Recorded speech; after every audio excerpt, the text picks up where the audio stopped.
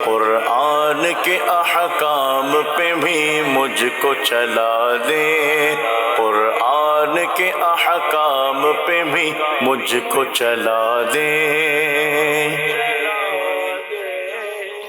الحمدللہ رب العالمین والصلاة والسلام علی سید الانبیاء والمرسلین، اما بعد فاعوذ باللہ من الشیطان الرجیم، بسم اللہ الرحمن الرحیم۔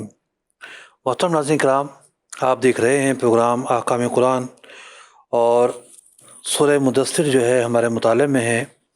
آج ہم بیان کریں گے آیت نمبر 38 سے 48 تک۔ مختصر آیات مبارکہ ہیں، بہت ہی مختصر آیات مبارکہ ہیں، اور 3 سے 4 اہم موضوعات ہیں کہ جو یہ آیت مبارکہ لیے ہوئے ہیں۔ سب سے پہلے تو ہم چلتے ہیں آیت مبارکہ کی طرف۔ جی، تلاوت اور ترجمہ سنتے ہیں۔ قرآن رہنما ہے، جنت کا راستہ ہے، کل نفس بما کسبت رہینہ الا اصحاب الیمین فی جنات یتساءلون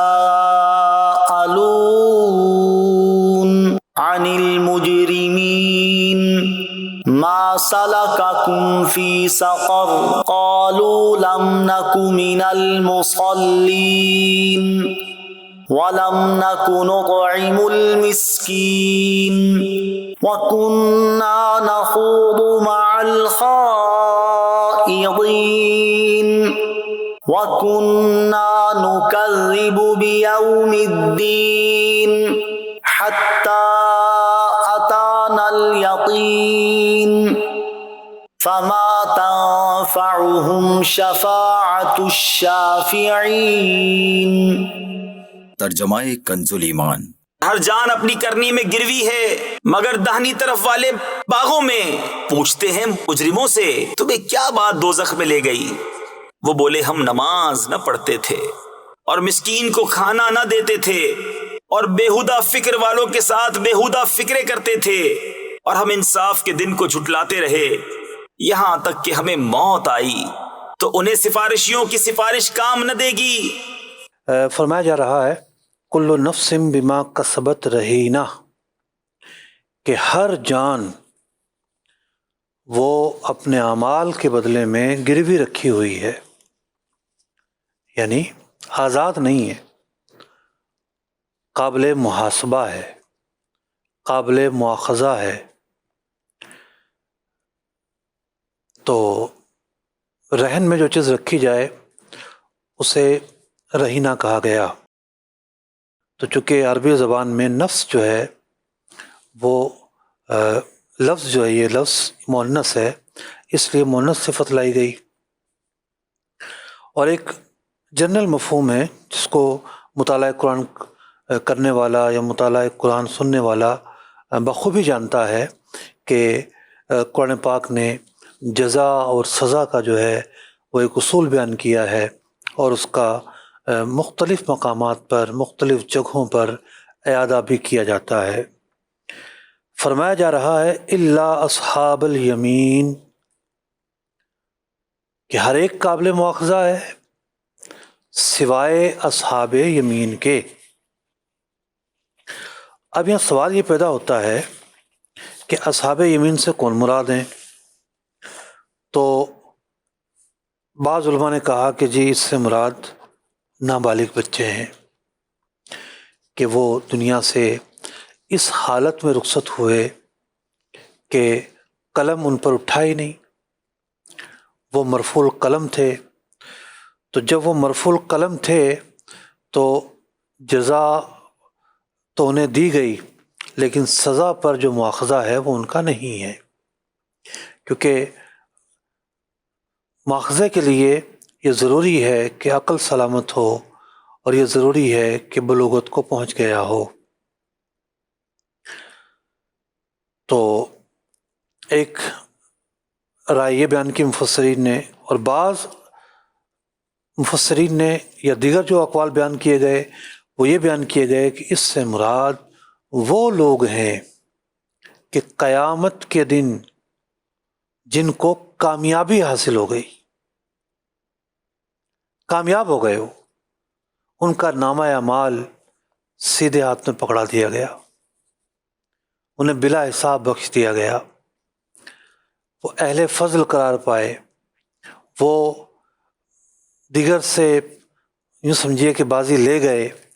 تو الا اصحاب الیمین، یا وہ لوگ کہ جنہوں نے، تیسرا قول اب یہ ہے کہ اس سے مراد مسلمان ہیں کہ وہ ایمان لا کر انہوں نے خود کو آزاد کروا لیا۔ ایمان جو ہے ایک مسلمان کے پاس سب سے بڑی طاقت ہے۔ اس طاقت نے انہیں جہنم سے بچایا، اللہ کے قریب کیا، اللہ کی رضا حاصل کرنے کے لائق کیا۔ تو تیسری تعبیر کے مطابق ظاہر بات ہے کہ جو مسلمان ہیں وہ دائمی جو سزا ہے اس سے بچ گئے۔ اب ایک مکالمہ ذکر کیا جا رہا ہے، مکالمہ یہ ہے کہ مسلمان جنت میں چلے گئے۔ جنت میں جانے والے لوگ دو طرح کے ہیں، ایک وہ ہیں کہ جو بغیر سزا پائے چلے گئے، اللہ اکبر، انبیاء علیہ السلام تو سب کے سردار ہیں، پھر وہ مسلمان جو صالحین ہیں، شہداء ہیں، نجات یافتہ ہیں، کہ انہیں سزا ملی ہی نہیں، یا تو جرم ہی نہیں تھا، یا یہ ہے کہ بلا حساب بخش دیے گئے۔ ایک تو وہ مسلمان ہیں، اور دوسرے وہ مسلمان ہیں کہ جو جہنم سے سزا پا کر آئے، لیکن پھر اب جنت جو ہے ابدی طور پر ان کا ٹھکانہ ہو گیا، اور جنت میں آ کے وہ بس گئے۔ تو اب ایک مکالمہ بیان کیا جا رہا ہے، فی جنات، جنت میں، یتساءلون، یہ اہل جنت سوال کر رہے ہیں، عن المجرمین، مجرمین سے سوال کر رہے ہیں، جو لوگ دائمی طور پر جہنم میں ہیں۔ اب ان سے سوال ہو رہا ہے، ما سلککم فی سقر، کس چیز نے تمہیں جہنم میں لا ٹھہرایا؟ تمہارا جو دائمی ہمیشہ کے لیے ٹھکانہ اور مقام اور جو جگہ مقدر ہوئی جہنم کی سزا، کیا وجہ بنی؟ کیسے آئے یہاں پر؟ اب کفار جو ہے اپنی سزاؤں کو بیان کر رہے ہیں، چار چیزیں بیان کرتے ہیں۔ قالو لم نکو من المصلین، ہم نماز نہیں پڑھا کرتے تھے، نمبر 1۔ نمبر 2، لم نکو نطعم المسکین، مسکینوں کو کھانا بھی نہیں کھلاتے تھے۔ تیسری چیز، کننا نخوض مع الخائدین، کہ ہم بیہودہ فکر رکھنے والوں کی پیروی کرتے تھے۔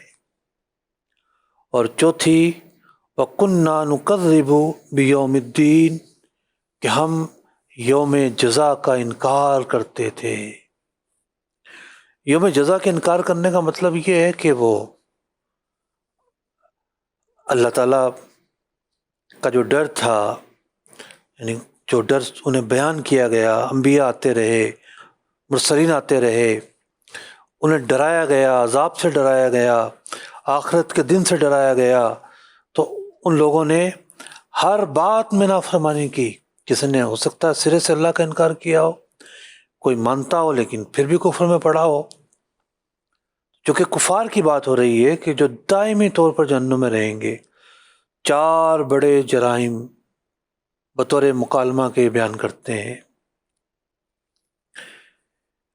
دیکھیے، ایمان لانے کے بعد ایک مسلمان نے اگر وہ جہنم میں جاتا بھی ہے تو سزا پا کر وہ جنت میں داخل ہو جائے گا، لیکن ایمان ہی نہیں ہے تو پھر سرے سے باقی جو اعمال ہیں ان کا کوئی فائدہ ہی نہیں ہے۔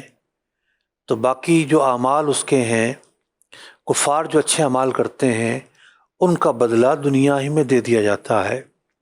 یہاں ایک سوال ہے، وہ سوال یہ ہے کہ نماز پڑھنا یا نہ پڑھنا اس کا تعلق ایمان سے نہیں اعمال سے ہے۔ غریبوں کو کھانا کھلانا یہ بھی ایمانیات سے متعلق نہیں ہے۔ اور کننا نخوض مع الخائضین، بیہودہ فکر رکھنے والے لوگ، تو اس میں بھی فکریں بہت ساری ہوتی ہیں۔ جیسے کچھ لوگ وہ ہوتے ہیں جو خواہشات کے پیچھے بھاگتے ہیں، یہ بھی ایک فکر ہے۔ کچھ لوگ وہ ہوتے ہیں کہ جو حلال و حرام کی تمیز نہیں کرتے، یہ بھی ایک فکر ہے۔ تو کوئی بھی تھاٹ، کوئی بھی اوپینین، کوئی بھی رائے، کوئی بھی ایسی سوچ جو گمراہی پر مشتمل ہو، وہ بھی ایک فکر ہوتی ہے۔ تو اگر وہ گمراہی کی حد تک ہے تب بھی ایمانیات سے متصادم تو نہیں ہے۔ اور ایک ہے کہ وہ تھاٹ ہی کفر کی ہو، جیسا کہ کفار مکہ، جیسا کہ یہود و نصارہ، ان کی جو سوچ تھی وہ کفر اور شرک کی سوچ تھی، انکار کی سوچ تھی۔ تو پھر تو یہ سوچ والے اور آخرت کے دن کا انکار کرنے والے ایک ہی کیٹیگری میں آئے۔ اب دو کیٹیگری ہمارے سامنے آئی کہ ایک وہ کہ جو ایمانیات سے خالی ہیں، اور ایک وہ کہ جو صرف ایسے اعمال کر رہے ہیں کہ جن اعمال کا تعلق ایمانیات سے نہیں ہے۔ آخر ان لوگوں کو یہاں کیوں، یعنی ان اعمال کو یہاں کیوں بیان کیا گیا؟ ان کو جہنم میں ہمیشہ رہنے کے لیے ایمان سے محروم ہونا جو ہے وہی کافی تھا، وہی کافی تھا۔ تو ناظرین کرام، یہاں ایک بڑی معرکۃ الآراء بحث علماء کے درمیان موجود ہے۔ وہ بحث یہ ہے کہ یہ جو کفار ہیں، قرآن پاک کی اس آیت مبارکہ کی جو ابتدا ہوتی ہے، یعنی آج ہم جو آیات لے کے چلے ہیں، جو پہلی آیت تھی جو کل نفس بما کسبت، ہر انسان نے جو کچھ کیا رہینا، اس کا جواب دینا ہے۔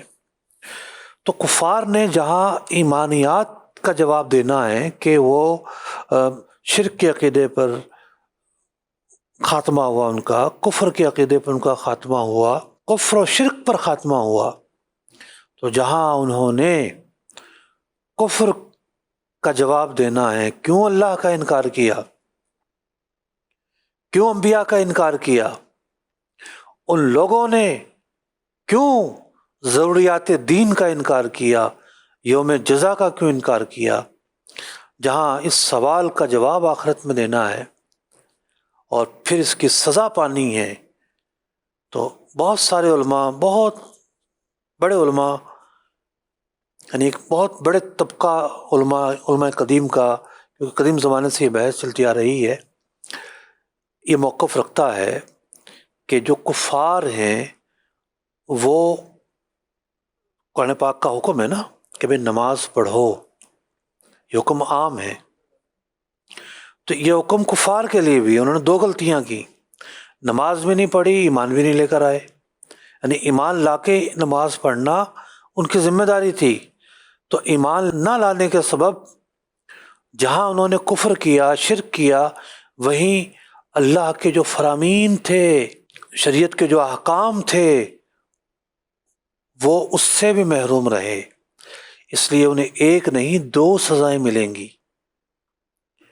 علماء کے ایک بہت بڑے طبقے کا یہ موقف ہے، اور اس پورے مضمون کو کہا جاتا ہے کہ کفار جو فروع ہیں، فروعیات جو ہیں، کیا وہ ان کے مکلف ہیں یا نہیں ہیں، یہ ایک بحث ہے۔ بہت سارے علماء اس طرف گئے کہ نہیں، اس میں کافی ساری تقسیم ہیں، اور کئی طرح کی اس میں جو ہے وہ تقسیمات ہمارے علماء نے بیان کی، اور کئی طرح کی جو ہے نا وہ چیزیں بیان کی گئیں۔ میرے سامنے بہت ساری تفصیل ہے، لیکن چونکہ خالصتاً علمی تفصیل ہے تو میں اس کی باریکیوں میں نہیں جا رہا، لیکن مسئلہ یاد رکھنے کا ہے کہ کفار فروع کے اندر بھی مکلف ہیں یا نہیں، ان باتوں کا بھی آخرت میں ان کو جواب دینا ہے یا نہیں، اور ان کی وجہ سے ان کو جداگانہ سزا ملے گی یا نہیں، یہ مسئلہ بھی ایک اہم سوال ہے۔ اور یہ جو آیات مبارکہ ہیں یہ بیان کر رہی ہیں کہ وہ جو اعمال ہیں ان کی بھی سزا پائیں گے۔ اس لیے جب مسلمانوں نے ان سے پوچھا کہ ما سلککم فی سقر، کیوں جہنم میں ہو، کون سی چیز جہنم میں لے کر آئی، تو کہنے لگے قالو لم نکو من المصلین، ہم نماز نہیں پڑھتے تھے، لم نکو نطعم المسکین، مسکینوں کو کھانا بھی نہیں کھلاتے تھے، وَقُنَّا نَخُوضُ مَعَ الْخَائِضِينَ، اور بیہودہ فکر کرنے والوں کے ساتھ ہم ان کی پیروی کیا کرتے تھے، ان کی تائید کیا کرتے تھے، وَقُنَّا نُكَذِّبُ بِيَوْمِ الدِّينِ، اور ہم یوم الدین کا انکار کرتے تھے، حَتَّى أَتَانَا الْيَقِينَ، یہاں تک کہ موت ہمیں آئی، یعنی کفر پر ہی ان کا خاتمہ ہوا، یہ مراد ہے۔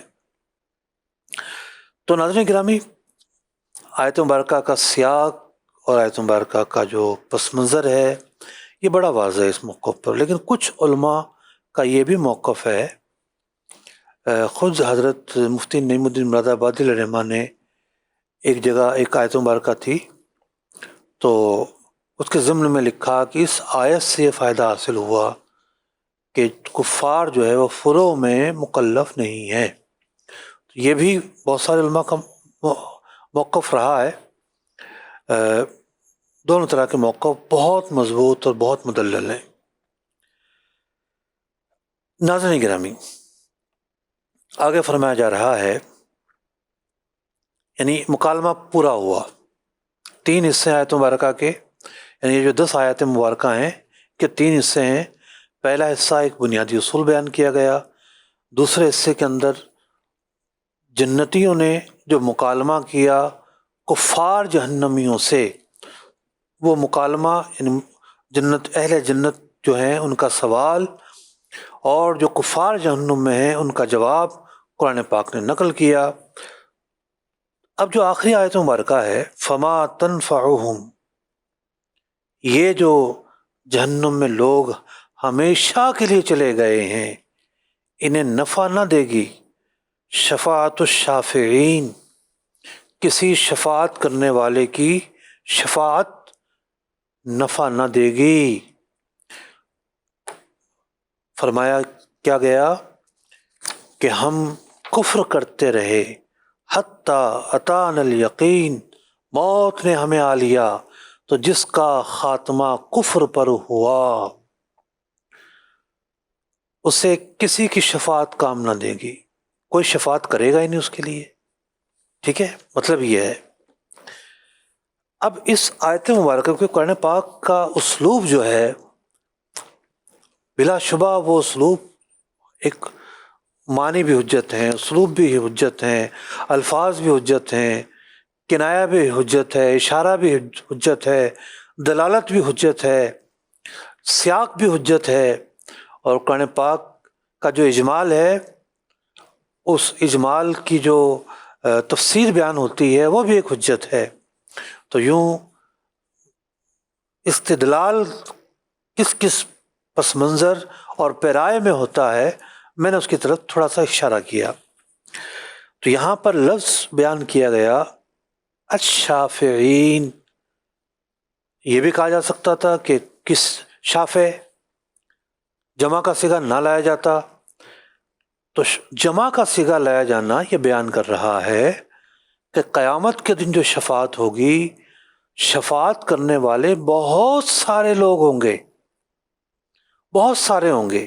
جی ہاں، سب سے بڑھ کر ہمارے پیارے آقا مولا حضرت محمد مصطفیٰ احمد مجتبیٰ صلی اللہ تعالی علیہ وسلم، آپ شفاعت کبریٰ کے منصب پر فائز ہوں گے، مقام محمود پر فائز ہوں گے، شفاعت کا دروازہ کھولیں گے، گناہ گاروں کی شفاعت فرمائیں گے، حضرات انبیاء علیہ السلام شفاعت فرمائیں گے،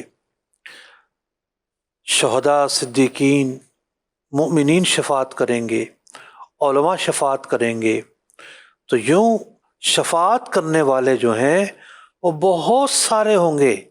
اسی لیے یہاں پر جمع کا جو صیغہ ہے وہ ذکر کیا گیا کہ اس دن جو ہے شفاعت کرنے والوں کی شفاعت ان کفار کے حق میں کام نہیں آئے گی. ناظرین کرام، بعض لوگ کیا کرتے ہیں کہ وہ ایک پس منظر بیان کرتے ہیں، قیامت میں کسی کی شفاعت نہیں ہے، کسی کی شفاعت نہیں ہے. معاذ اللہ ثم معاذ اللہ. شفاعت کی احادیثیں، یعنی نبی مکرم صلی اللہ علیہ وسلم کے لیے جو شفاعت کی احادیث ہیں جو تواتر کے ساتھ ثابت ہیں، اور خود قرآن پاک جو ہے اس نے دونوں مضامین کو بیان کیا ہے. دونوں مضامین سے کیا مراد ہے کہ کفار کے لیے کوئی شفاعت نہیں ہے، جیسا کہ یہاں فرمایا جا رہا ہے، اور بھی کئی مقامات پر یہ بات فرمائی گئی. تو بعض لوگ ان مقامات کو لے کے کہتے ہیں کسی کی شفاعت نہیں ہے، کسی کی شفاعت نہیں ہے، کوئی شفاعت نہیں کرے گا. ان آیات کو چھوڑ دیتے ہیں، بھلا دیتے ہیں، یہ جان بوجھ کر ایسا کرتے ہیں کہ جن میں شفاعت کا تذکرہ ہے. تو دیکھیے قرآن پاک نے فرمایا یوم لا تنفع الشفاعت، اس دن کوئی شفاعت نہیں کرے گا الا من اذن له الرحمن ورضی له قولا، مگر جسے رحمان نے اذن دیا اور اس کی بات پسند فرمائی. تو اللہ رب العزت نے واضح فرما دیا کہ کچھ لوگ ایسے ہوں گے کہ جنہیں اللہ کی طرف سے شفاعت کی اجازت ملے گی. شفاعت کسے کہتے ہیں؟ سفارش کو. قیامت کے دن مختلف کیٹیگری کے لوگ ہوں گے. کوئی ایسا ہوگا کہ جس کے نامہ اعمال میں نیکیاں اور گناہ برابر ہو گئے، اب اسے ایک نیکی چاہیے جس سے نیکیوں کا جو پلڑا ہے وہ بھاری ہو جائے. نیکی کہاں سے لے کر آئے؟ کوئی شفاعت کرنے والا آئے گا، اللہ کی بارگاہ میں التجا کرے گا، اے مولا اس بندے کو بخش دے. اس بندے کو اس شفاعت کی وجہ سے بخش دیا جائے گا اور وہ بندہ داخل جنت ہو جائے گا. بعض ایسے ہوں گے کہ جن کے گناہ زیادہ ہوں گے، وہ مختلف لوگوں کی شفاعت کی وجہ سے یا کسی ایک کی شفاعت کی وجہ سے جنت میں داخل ہوں گے، یعنی ان کے جو گناہ ہیں وہ معاف کر دیے جائیں گے. بعض ایسے بھی ہوں گے کہ اپنے گناہوں کے سبب جہنم میں جا چکے ہوں گے، لیکن پھر شفاعت جو ہے وہ انہیں نجات دلائے گی اور وہ جہنم سے نکال کر داخل جنت کر دیے جائیں گے. تو شفاعت کا معنی ہے سفارش کرنا. سفارش کرنا یہ پہلا مرحلہ ہے، اور سفارش کو قبول کیا جانا یہ دوسرا مرحلہ ہے. تو قرآن پاک کی یہ جو آیت مبارکہ ہے سورہ طٰہٰ کی آیت نمبر 109 دونوں مرحلوں کو بیان کر رہی ہے. الا من اذن له الرحمن، کہ رحمان جو ہے جسے اجازت دے، ورضی له قولا، اور جو شفاعت کرے اس کے قول پر راضی ہو. شفاعت کرنے والے کی شفاعت کو قبول کرے، وہ جو ہے شفاعت کا فائدہ اٹھائے گا. اب یہاں دیکھیے قرآن پاک کا ایک اسلوب کتنا پیارا ہے کہ جس طرح کا پس منظر سیاق و سباق چل رہا ہوتا ہے، اللہ رب العزت کی جو صفات ہیں اسی پس منظر میں بیان ہوتی ہیں.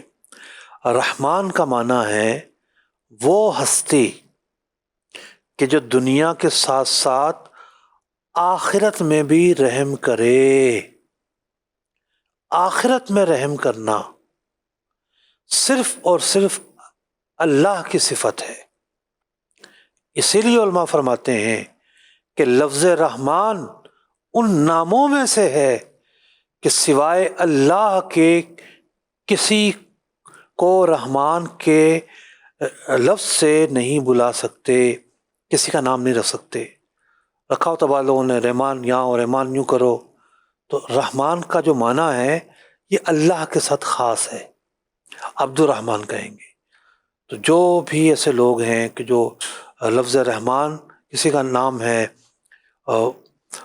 کسی شخص کا نام ہے، تو اس شخص کے نام کے ساتھ عبد بڑھا دیں، عبد الرحمن، اور بعض لوگوں کا نام عبد الرحمن ہی ہوتا ہے، پھر بھی گھر والے اور پتہ نہیں کون کون لوگ اسے رحمان کے نام سے بلا رہے ہوتے ہیں، یہ حرام ہے، جائز نہیں ہے، عبد الرحمن کہنا ضروری ہے۔ تو بڑا واضح طور پر قرآن پاک نے شفاعت جو ہے اس کا پس منظر بیان کیا کہ شفاعت جو ہے نہیں دی جائے گی مگر اسے کہ جسے اللہ نے اذن دیا اور جس کے قول کو اللہ نے قبول کیا۔ ایک اور جگہ فرمایا گیا لا يتکلمون الا من اذن له الرحمن وقال صوابا، نہ بول سکے گا مگر جسے رحمان نے اذن دیا اور اس نے ٹھیک بات کہی۔ اب کچھ آیتیں وہ ہیں کہ جس میں مطلقاً کہا جا رہا ہے کہ شفاعت قبول ہی نہیں ہوگی۔ تو جب قرآن پاک کی دو آیات کے اندر ڈیفرنٹ مفہوم ہوتا ہے تو اس کی تطبیق کی جاتی ہے، اس کے پس منظر کو دیکھ کر معنی کیا بن رہا ہے یہ بیان کیا جاتا ہے۔ تو جناب تطبیق صرف ایک ہی ہے کہ جہاں نفی ہے وہ صرف کفار سے متعلق ہے، جہاں اس بات ہے وہ مسلمانوں سے متعلق ہے۔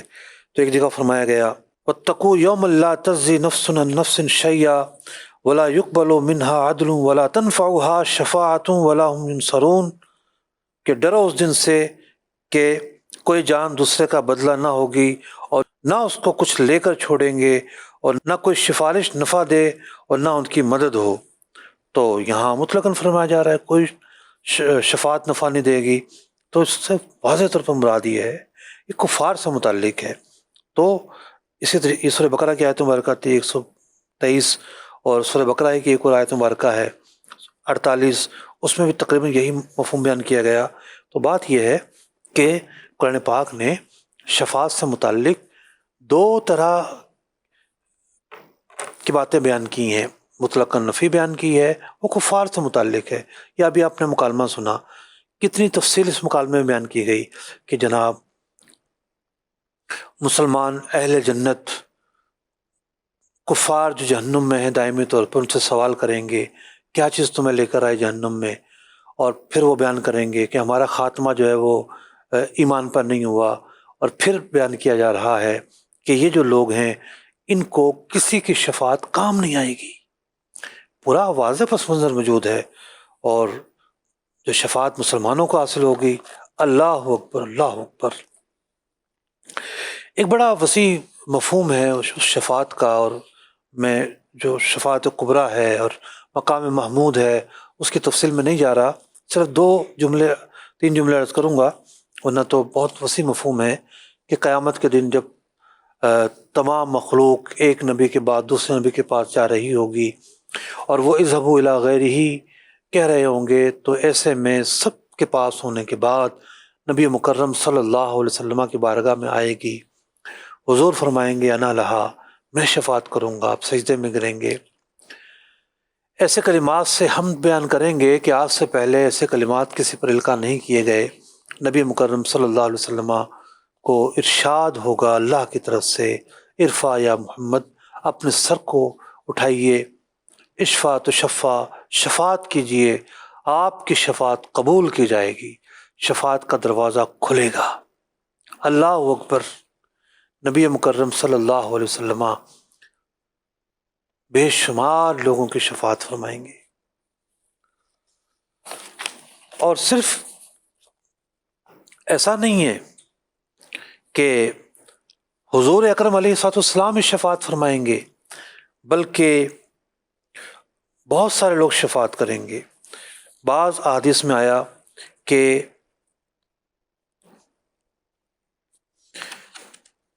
میری امت میں ایسے لوگ بھی ہوں گے کہ جن کی وجہ سے جو قبیلہ مدر ہے، بہت بڑا قبیلہ تھا، قبیلہ مدر کے لوگوں کے برابر جو ہیں لوگ بخشے جائیں گے۔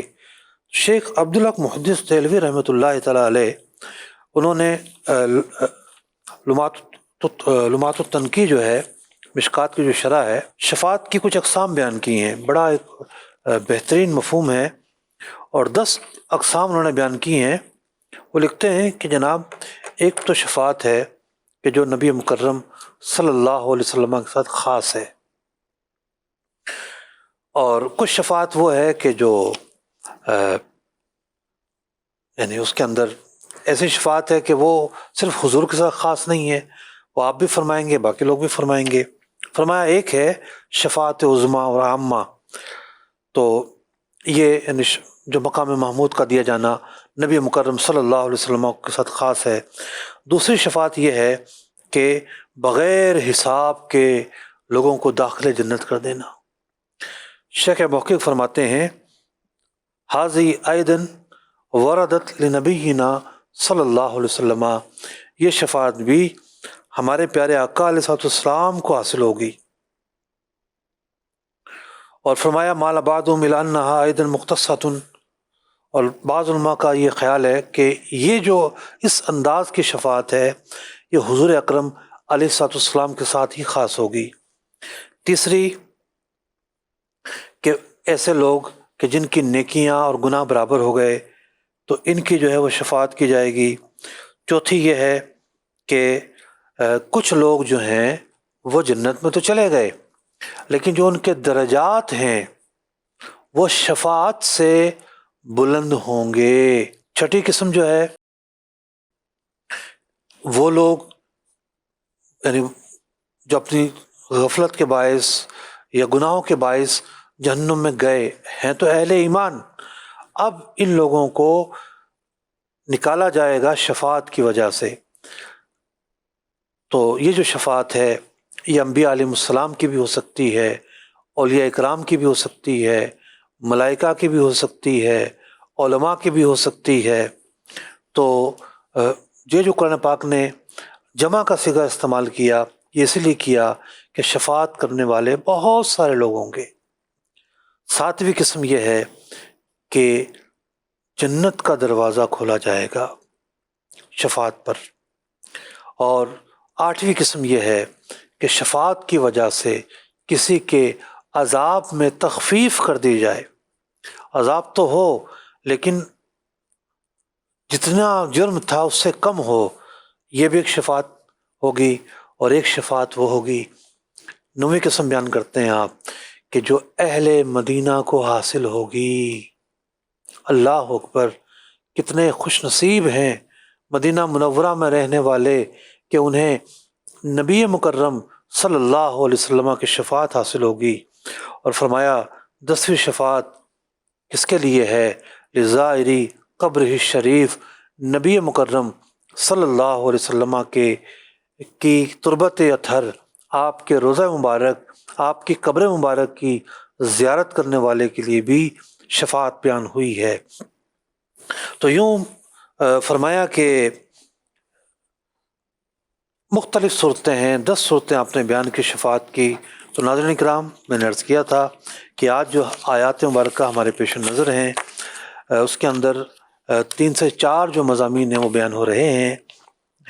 کچھ مضامین تو کامن تھے، اور آیات احکام کا جو پس منظر ہے وہ کیسے تھا، کیونکہ ہمارا پروگرام تو آیات احکام کے پس منظر میں ہے، تو وہ پس منظر اس بحث کے تعلق سے تھا کہ جو فروع ہیں، اللہ نے جو نماز کا حکم دیا، جو روزے کا حکم دیا، جو حج کا حکم دیا، جو زکوٰۃ کا حکم دیا، جو دیگر احکام بیان کیے حلال و حرام کے تعلق سے، تو کفار جو ہیں ان پر بھی ایک جدا گانا سزا پائیں گے۔ نہ صرف یہ کہ ترک ایمان کی انہیں سزا ملے گی بلکہ جو باقی چیزیں ہیں ان کی بھی سزا ملے گی، جیسا کہ اس آیت مبارکہ کا جو سیاق ہے اور جو صراط ہے اور جو پس منظر ہے اس سے ظاہر ہو رہا ہے۔ تو اس بنا پر ان آیات مبارکہ کو آیات احکام میں لے کر الگ کیا گیا، اور آیات احکام کا پس منظر یہاں سے ثابت ہو رہا ہے۔ ناظرین اکرام، اللہ رب العزت سے دعا گو ہیں کہ اللہ تعالی ہم سب کی، جو اس وقت مجھے سن رہے ہیں، دیکھ رہے ہیں یا بعد میں دیکھیں اور سنیں گے، بلا حساب مغفرت فرما دے، بلا حساب مغفرت فرما دے۔ ایمان جو ہے وہ کبھی بھی ہم سے زائل نہ ہو، ایمان پر خاتمہ نصیب ہو، عافیت کے ساتھ خاتمہ نصیب ہو، نبی مکرم صلی اللہ علیہ وسلم کی شفاعت نصیب ہو، آپ علیہ الصلوۃ والسلام کا دامن کرم نصیب ہو، اس تپتی دھوپ کے اندر نبی مکرم صلی اللہ علیہ وسلم کا سایہ دار دامن ہمیں نصیب ہو، حوض کوثر کے جام نصیب ہوں، آمین بجاہ النبی الامین صلی اللہ تعالی علیہ وسلم۔ قرآن کے احکام پہ بھی مجھ کو چلا دے، قرآن کے احکام پہ بھی مجھ کو چلا دے۔